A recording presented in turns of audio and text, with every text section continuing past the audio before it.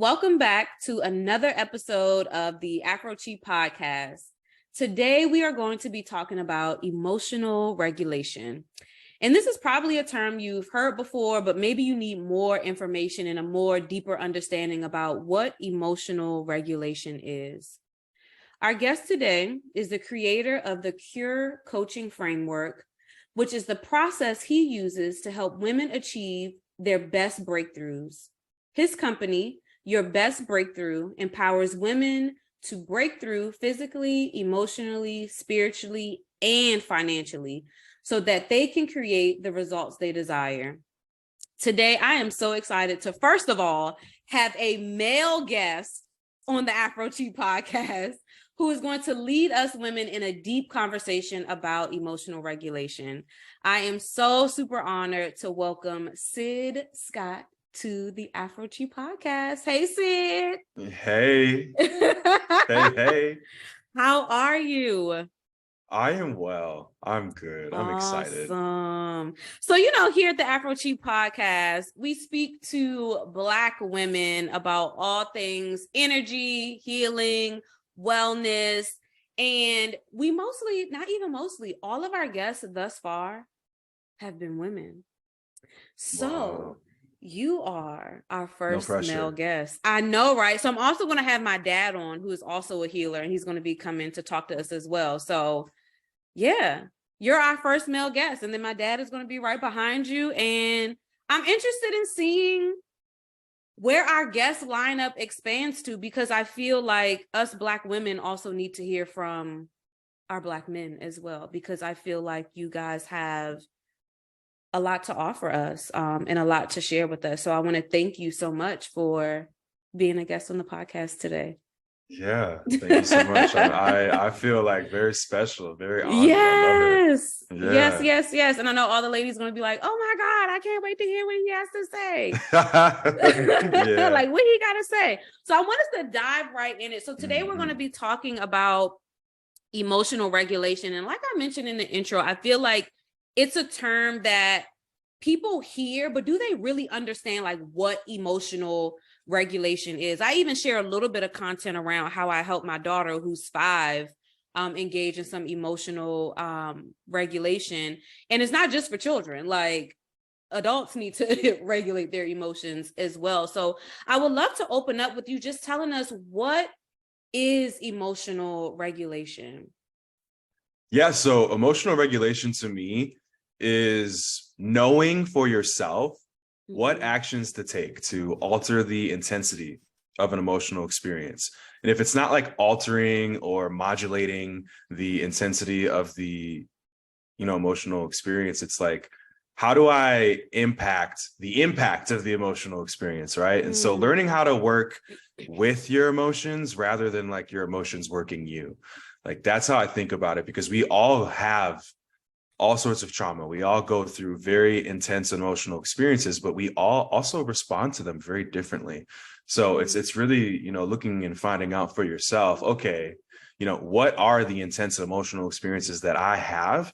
Do I know how to alter their impact? Do I know how to take care, how to respond to myself inside of those experiences? So I'm curious to know, you're mentioning like the different things that what the one that's standing out to me mostly is trauma.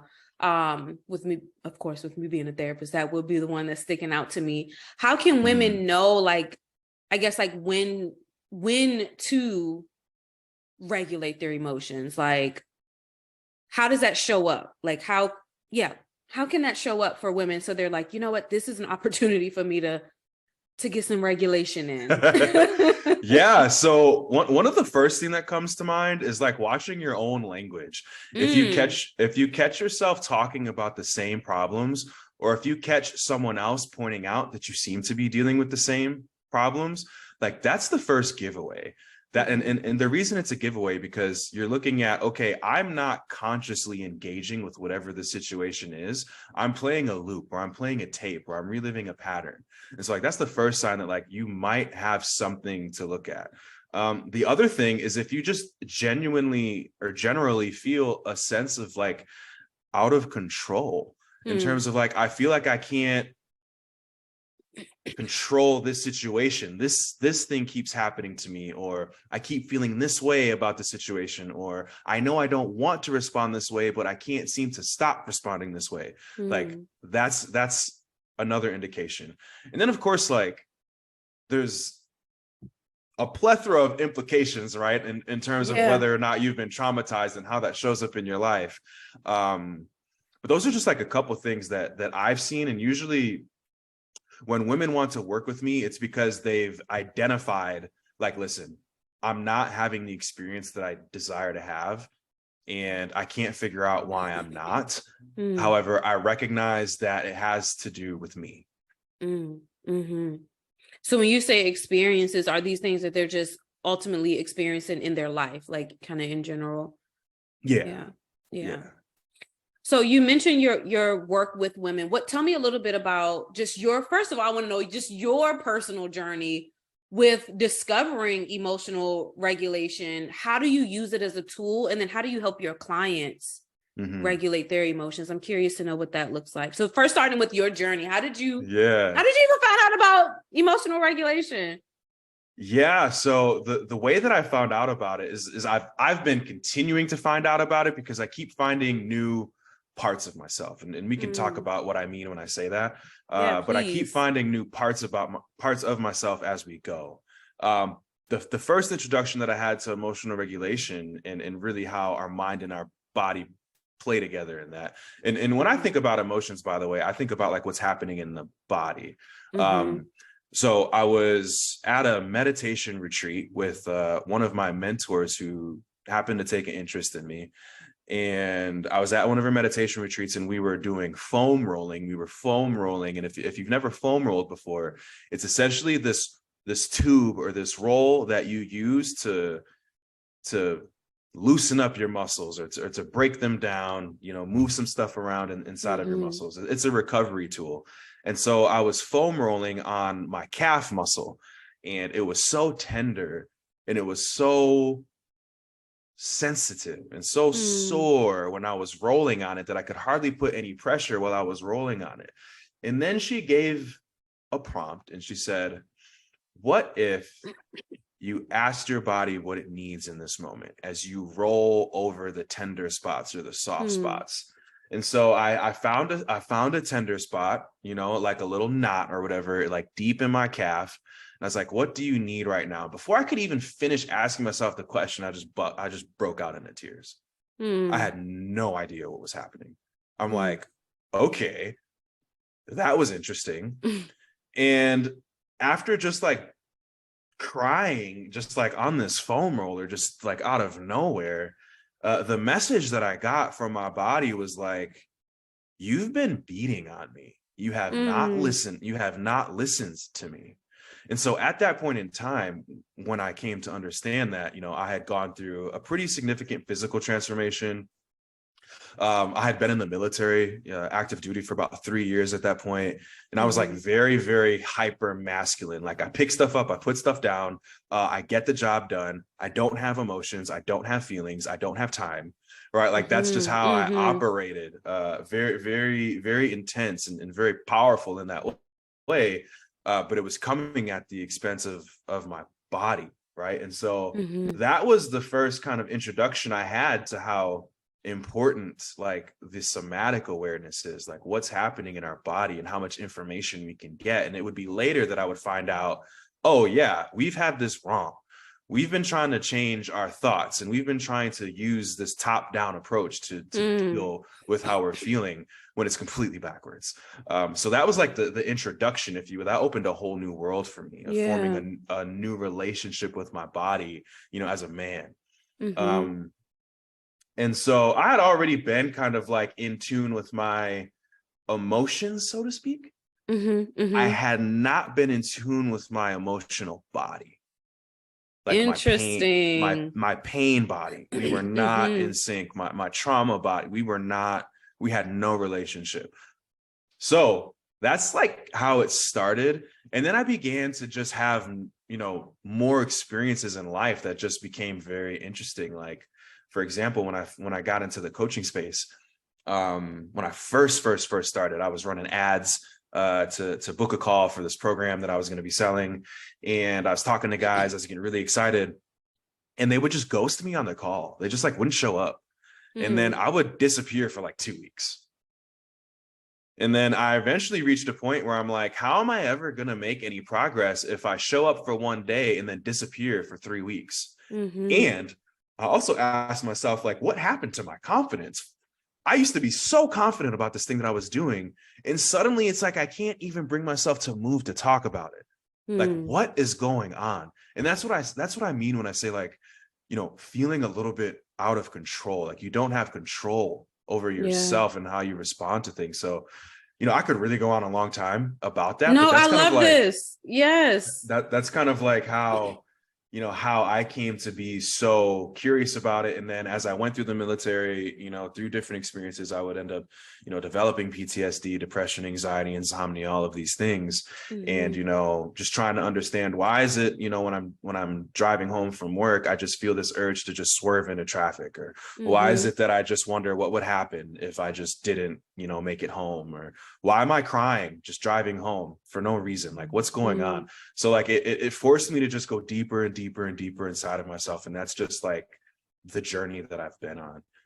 Up until recently, it's like, why is it that no matter how much money I make, I seem to keep ending up with the same amount of money in my bank account? How do I keep playing out this emotional climate or this emotional tone that I grew up with, even though the circumstances are so different now? Why is it that I have that same feeling, that same sense of scarcity, that same sense of not enough? I'm making $10,000 a month, still not enough. Okay, I made $20,000 a month, still not enough. Like, what's happening? Where's all this money going?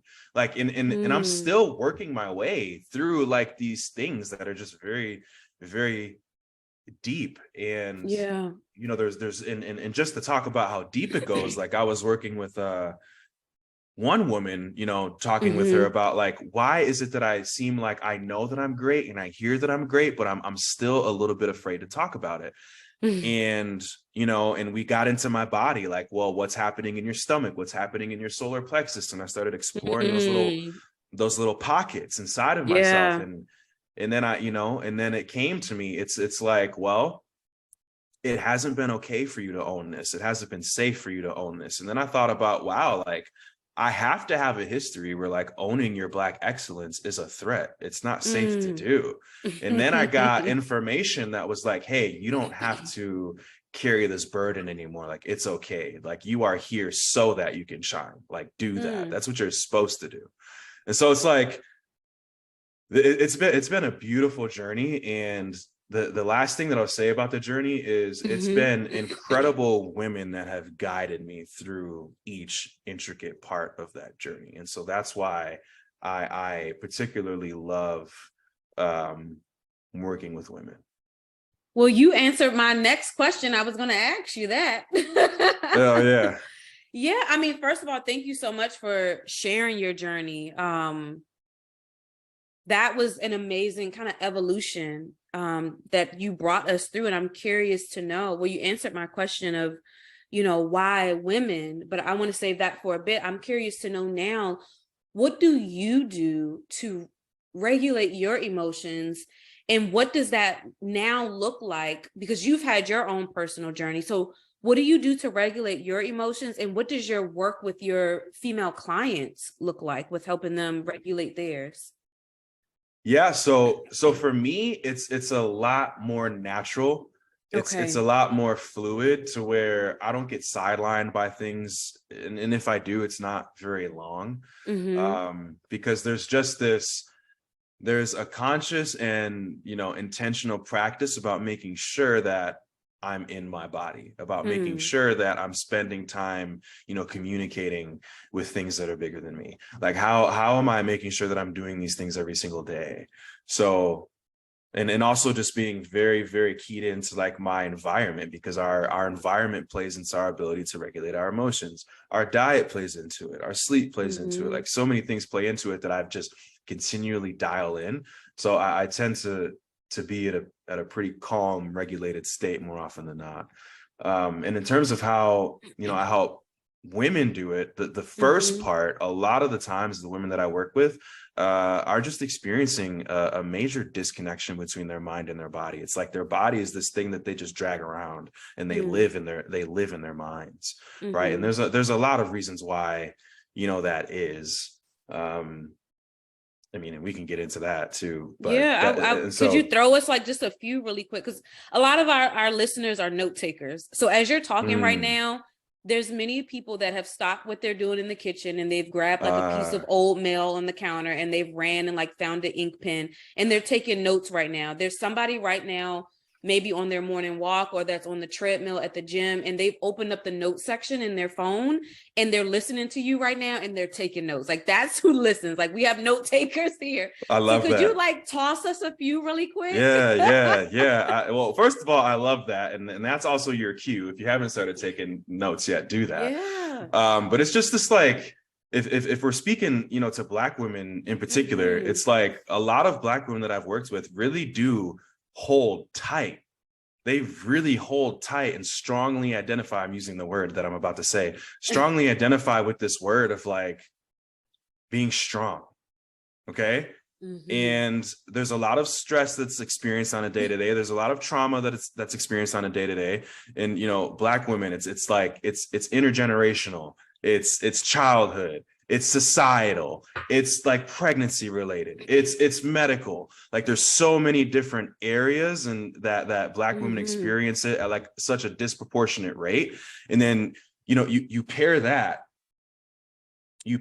with this, like, I have to be the glue for so many different things that I don't necessarily have time to entertain however I might be feeling. Right. And so it keeps them, it keeps a lot of women that I've seen just really in their head, but also disconnected in the sense like, listen, I've got to have hustle, right? Like I have to grind. There's no, who else is going to do it? Who's coming to take care of me? No one. Okay. I'm coming to take care of everybody, which means I don't get to take care of myself. Right. And so that's what I've seen.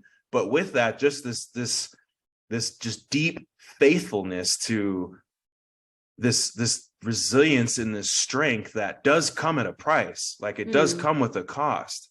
And so that's what we're looking at. Like, how do you begin to unlearn some of those things so that you really can like feel like less shame and less guilt around setting boundaries, around putting yourself first, around recognizing that maybe it's not on you to save them and them and them, right? But like, how do we look at like, listen, let's save you because this is unsustainable, right? So sustainability, that's a thing.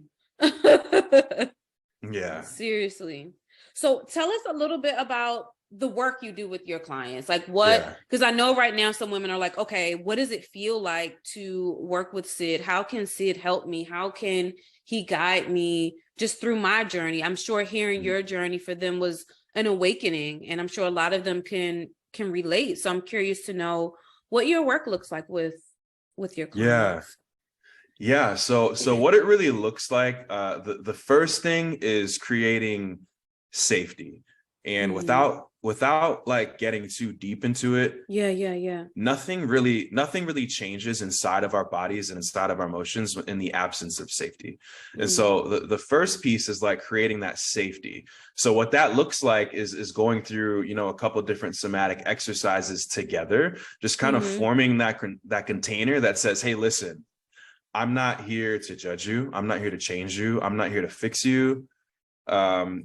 And also, you don't have to take care of me in any way, shape, or form while we're here. Like, don't even try, right? Like, you will not, you won't do it. I will out masculine you every time and put you back, right? Like, right? So there's that. And then there's like the initial call usually looks like creating that safety and going through some guided meditations, just bringing some awareness. And I found, there's something magical about when a woman can slow down, can just be present to the moment, can just breathe in the presence of a man who's not interested in having sex with her, who's not interested in like taking anything from her, getting anything from her. Like it creates just this safety to where information can start to flow from the body to the brain again, and and there's a space to actually do something with that information.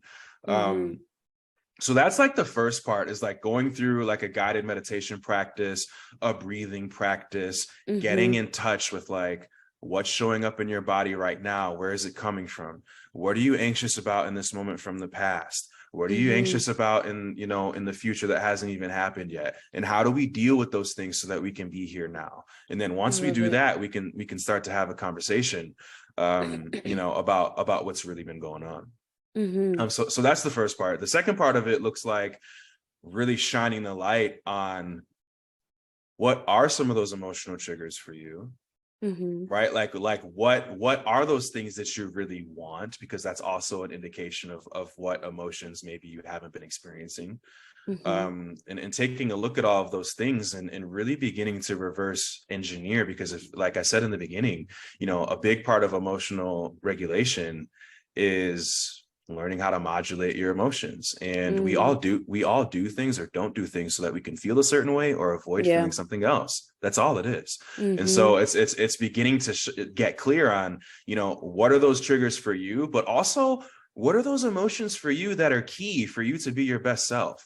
Like, what does that look like? And how do we start to create that? And how do we start to pull from the divine intelligence and data that you have inside of you already? Like, how do we start to restore that connection and pull from there? Because for instance, a lot of women in my experience that I've worked with think that they don't have the experience of like safe love and connection, or even joy for that matter. But it's like, no, you do, and you have, right? And so like, let's look at that, but also understand that your body will guide you to how to create more of those experiences as well.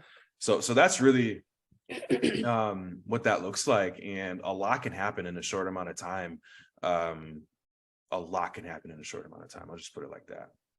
And that leads me into my next question about the benefits. What have been some of the proven benefits you've seen with yourself, even with your clients? Some ways that folks have benefited from regulating their emotions. Like, what have been some of those breakthroughs? So for me, it's resulted in consistency. Like, I'm consistent in a lot of different areas of life. And my girl, she loves it. She's like, you're just so consistent. I can always count on you to be a certain way, no matter what's going on, no matter what's thrown at you. And I feel like it for me, it's created that sense of like, I do feel unshakable. Like, that's just how I feel. And so that's been like the thing. But also, I've created a more successful business, and there's been different adversity. Like, I only took a week off when I was going through a very nasty divorce. I only took a week off. Wow. Right? Because I was good. Like, I was regulating, and I used to be on 6 different medications when I was going through the mental health stuff, right? And now, I'm good in that arena. Like, I'm drinking water, I'm drinking coffee, like I'm doing my thing, right? I moved across the country, which for most people is like a stressful thing, but I moved and pivoted full time into my business, and I made $970 my first month. But guess what? I didn't trip on that, because I stayed calm, I stayed grounded, I knew it had to be done. Second month I made $6,750. The next month I made $9,000. Right? Like, and this is the key of just doing what you need to do when you need to do it, but also cultivating that state inside of yourself so that you will do it. So that's what it's done for me. What it's done for my relationship, I mean, it's just created a lot of softness, a lot of safety, and a lot of connection, and intimacy, because I'm good with my emotions, and she can feel safe with whatever she wants to and needs to experience in my presence, and that just brings us closer together. A lot of women feel like they have to hide from their men, but on the flip side, there's a lot of men who just withdraw when their women do begin emoting. So it's like it just creates a much better romantic relationship. And then in terms of my clients, like I can think of one woman, for example. She was back during the pandemic when like Clubhouse was really popping off. She's like, I can't bring myself to speak in these Clubhouse rooms. I don't know what it is. And people are calling on me, and I know that I have value that I can bring. You know, I've got a master's, I've got like tons of experience, you know, and I can really add to this conversation, but I can't bring myself off of mute. And you know, what we came to find out is there was a 7-year-old girl trapped inside of her who had experienced like a significant sexual trauma. And from there, it's like this fear of like, when there's men in the room owning the conversation, it does not feel okay for me to speak up. It's not okay because it wasn't okay then. But like, that younger part of her did not realize how old she is now and how much she's accomplished up to this point. And ain't no one gonna tell her shit now, right? So it's like, but like, she wasn't able to access that without like me being there to guide her to it and bring her out of it, you know, in safety, without judgment, without trying to change, without trying to fix, right? So I mean, the benefits, that's why I say, like, whether it's emotional, spiritual, financial, everything that you create outside of you is a result of what's going on inside of you. And if you can really become the master of what's going on inside of you, it just brings this ease to your life that there's nothing outside of you, like there's nothing missing. You're not missing the DNA or the materials to have that experience and create it for yourself. And so those are the benefits, just coming home to that truth and being able to do something with it. I love that, Sid. And I'm now curious to know, what type of women do you work with? Or do you work with all types of women? Do you only work with business women, or, you know, entrepreneurial women, or is it just your everyday woman? Like, what type of women are you calling in? It's any that recognize, listen, I know there's things that I haven't been dealing with and it's time. Or it's like, I've been trying all of the things to deal with the things and nothing's worked. I need something that's going to hit a little bit different. Right. So it's like, and that just depends. Like, sometimes those women, you know, are, you know, 7 and 8 figure, you know, entrepreneur coaches, and they're ready. We meet in person and we dive deep for like 3 hours and we get it in. Or it's like, you know, hey, listen, I just want to go on a journey of really beginning to understand myself. You know, I don't necessarily know if I want to start a business. I don't necessarily know if maybe I need to make a career change. What I do know is it's time to deal with the woman first. So it really, you know, it really could be anybody. I love that. So you talked a little bit about your path of working with women. Can you elaborate on that piece a little bit more, of why you are called to work with women, and also the response that you get from women? Because I think it's so beautiful, like you said, for women to have a safe space with a man. Like, that is so important, especially for Black women. So could you talk a little bit about that as we wrap up this? I would love to talk more about that. So for the first piece of it is when I was really sharing my message. Women were responding to it, and I didn't really understand it. I was just like, okay. And I was talking with my ex-wife at the time, you know, like, hey, listen, I want to really make this coaching thing become a full-time thing. Like, I really want to figure this out. And she was like, well, why don't you work with women? I was like, what do you mean? And she's like, we need you. I was like, okay.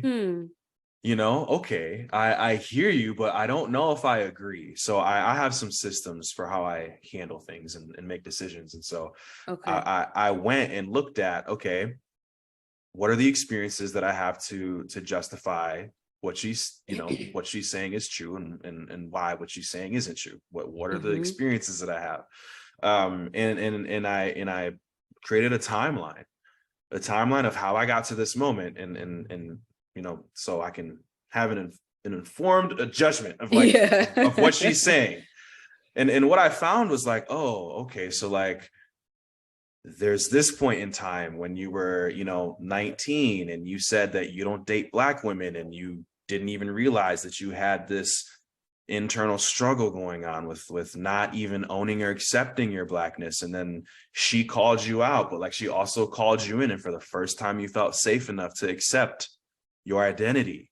It was because of her, and it was in her presence you were able to finally experience that, right? Or it was like, you know, when you had an emotional breakdown because you were in so much back pain, and then there was this guide who was able to guide you through breathing and yoga to alleviate some of the tension, and then later she would introduce you to mindfulness, and like, you know, it was her. Or, you know, there was the woman who agreed to like marry you, like spend her whole life with you, and then, you know, there's the woman who gave you a chance when you thought about quitting and said, hey, listen, you know, let me sponsor your next client. Like, you were really gifted, you just don't see it yet. You know, here's the check, like go find someone to coach. And then I would sign 4 more clients after that. Like, it's always been these beautiful divine ways when I need it, to the point where I almost just laugh now and I expect it, you know,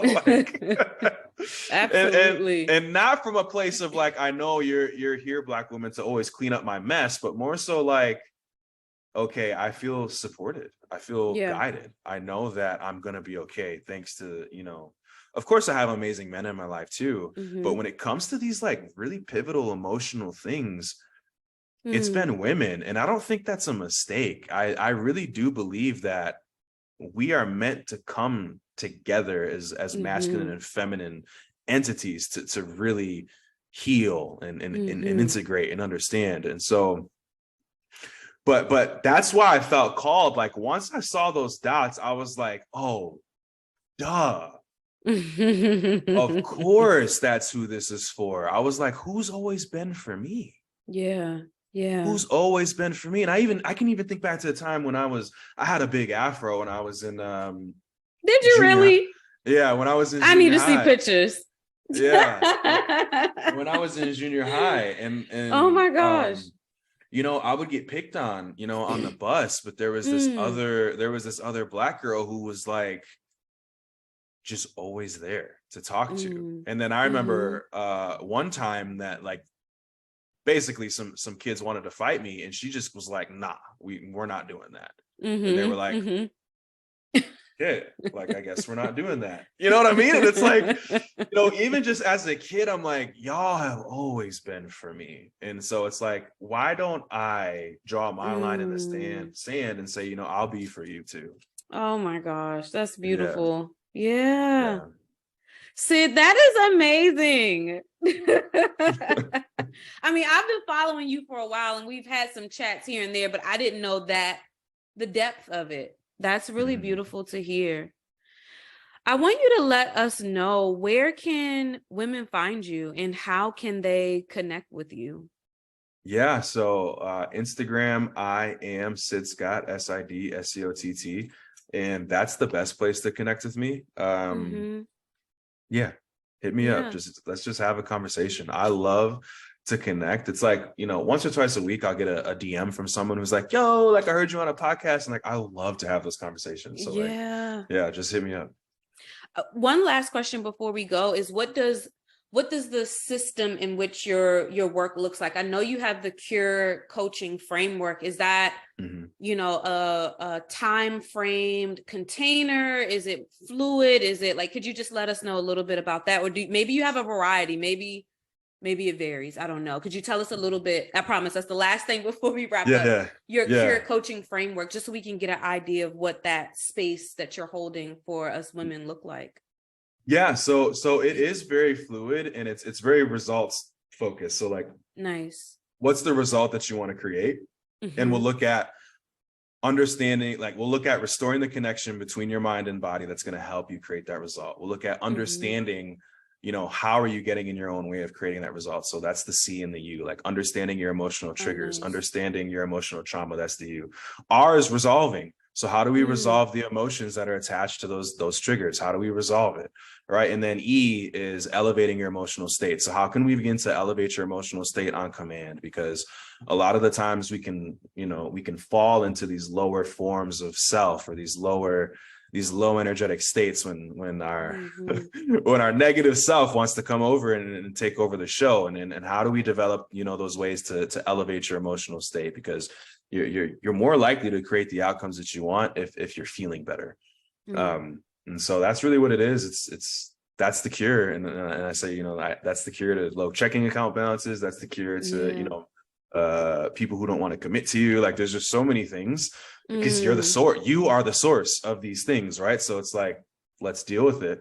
And it depends, I look at, this is how I break down, circumstances and conditions. It's a matter of time plus habits. Right. So depending on the result, depending on the condition that you'd like to create, will inform how much time, right? And then obviously there's some very clear habits that create outcomes. So we'll look at the time that might be needed, and then as well as what are the habits that we have to create, and then that will inform how long we work together. I'm not that person who's like, you got to go through my 90-day thing. You got to go through my 6-month thing. Oh, we can't even touch this without a 12-month thing. Like, no, I'm never that person. Never. I love it. I love it. Well, Sid, thank you so much. And guys, make sure you check out the show notes so you can learn how to connect with Sid. Sid, thank you so much. This was amazing. And I'm just excited first of all, I'm excited.